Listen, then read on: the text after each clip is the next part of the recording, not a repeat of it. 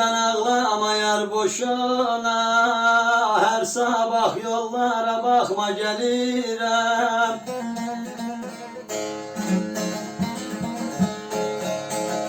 Dayanamam tek bir damla yaşına, yar Qarabağ yakma gelirəm.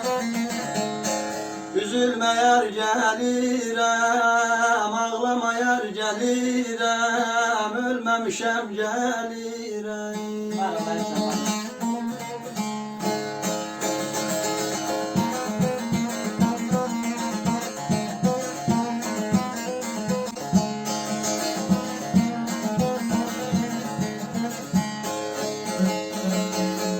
Hayallere dalıyorsun her gece, yorgun bitkin sabah olur netice. Elleri kaldır duan et bence, her bir söze kafan takma gelirəm. Elleri kaldır duan et bence, her bir sözü kafan takma gelirəm.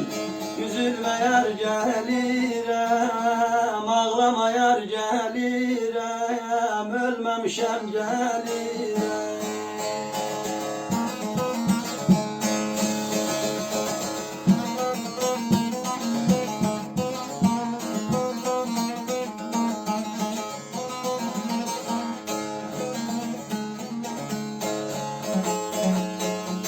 Aşık Aminoğlu hasretim bende, dağlar engel olsa yar yüreğim sende.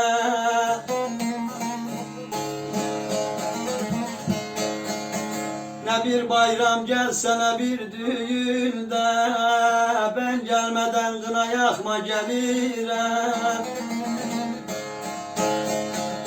Ne bir bayram gelse ne bir düğünde, ben gelmeden kına yakma gelirəm.